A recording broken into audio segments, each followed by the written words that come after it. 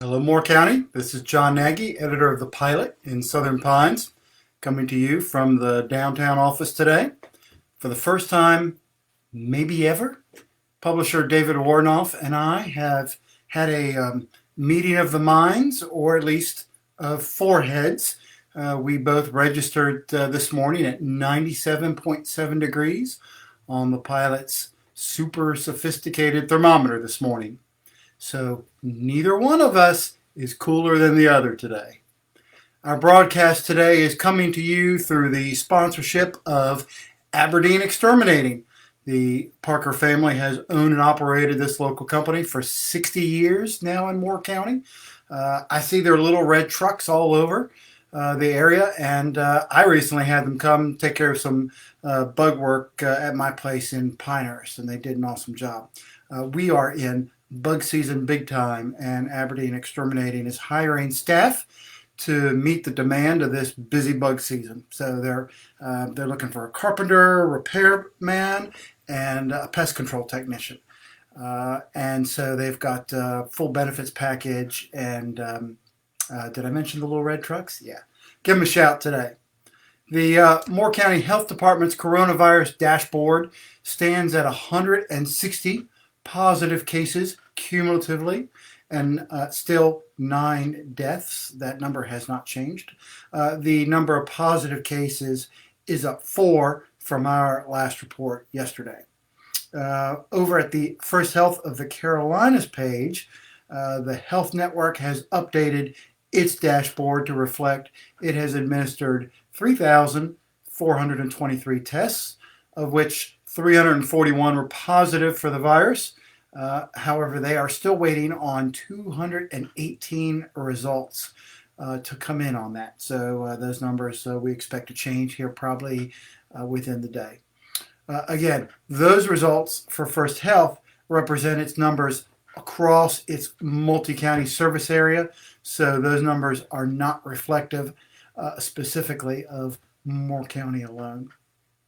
So in coronavirus news today, we all know how this pandemic has affected the current school year, but now we have a bit more information on what it's going to mean for next year. Reporter Mary Kate Murphy sat in yesterday on the Moore County Schools Board of Education meeting. At that meeting, the board approved calendar changes that were imposed in part by the General Assembly. For instance, school for the new year was supposed to start August 10th here in Moore County. However, the state's new coronavirus legislation, which they approved a few weeks ago and the governor signed, mandates that school cannot begin any earlier than Monday, August 17th. So that's going to change the start of the new school year. That's going to be the new beginning date for Moore County, August 17th. I think I can look out there and see moms circling that on their calendar right now. Also, the calendar for the upcoming school year has 5 required online learning days built in.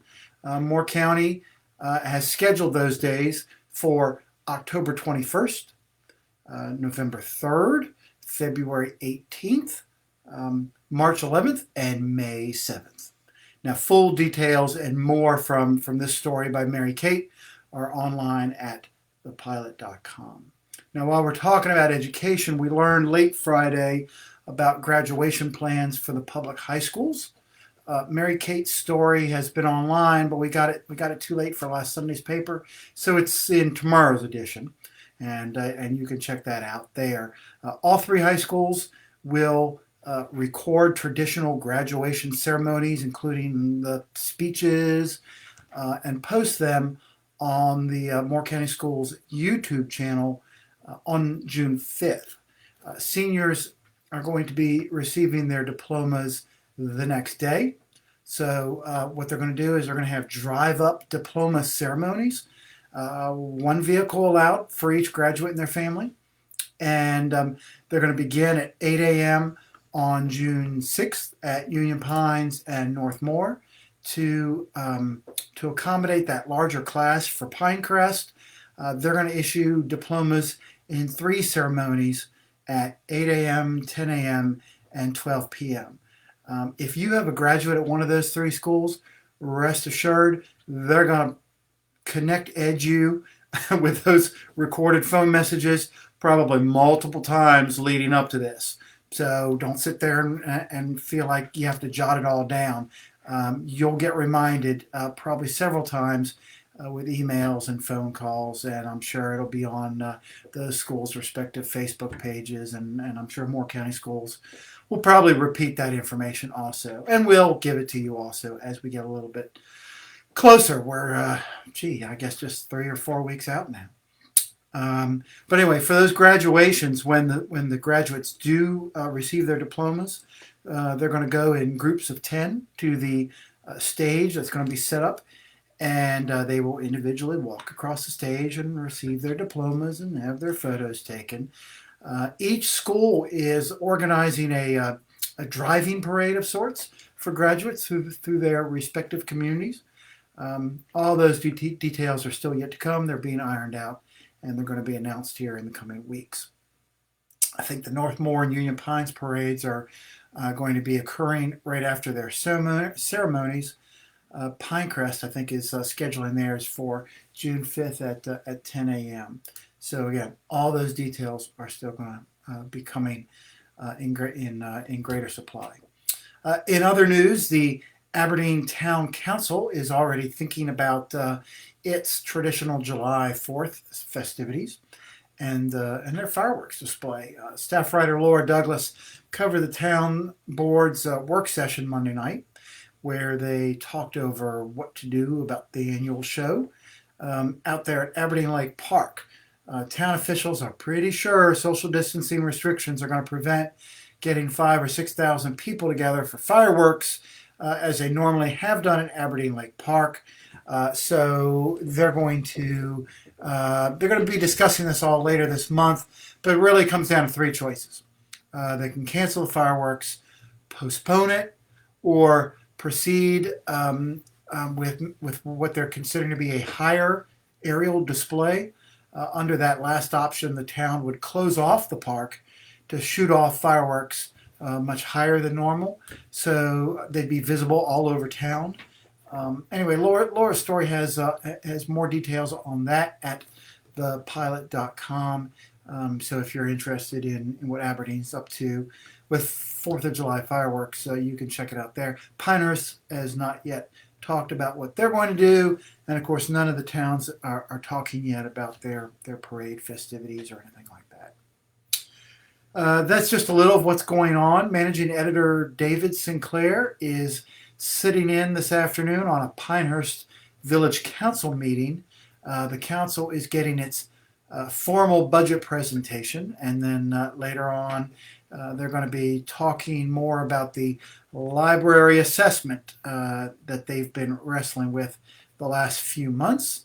The council is hoping to fine-tune and send out a survey to a number of residents in the coming weeks, gauging not only what they want in terms of library services, but if they're willing to pay more for it and how much, because there's a lot of other competing needs, and the council is worried that folks are just going to say, yes, I want a new library and a bigger library, but they're not going to adequately weigh the trade-off. So that's kind of what that survey is going to be all about.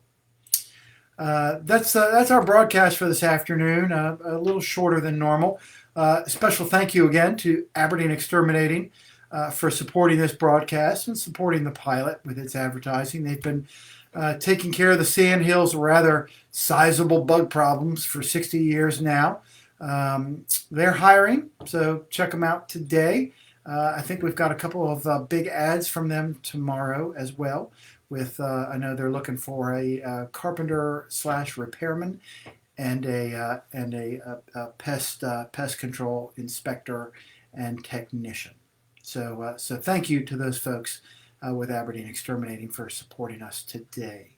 Recapping today's news, we are sitting now at a total of 160 positive coronavirus cases since March 18th. We're coming up here on 2 months, and with dealing with the coronavirus locally. And we are still at 9 deaths locally, and that number has not changed in the last few days. I'll be here tomorrow, but likely broadcasting from the friendly confines of the Pinehurst studio. Until then, I hope you have a great evening. Be safe, be kind, and keep your distance.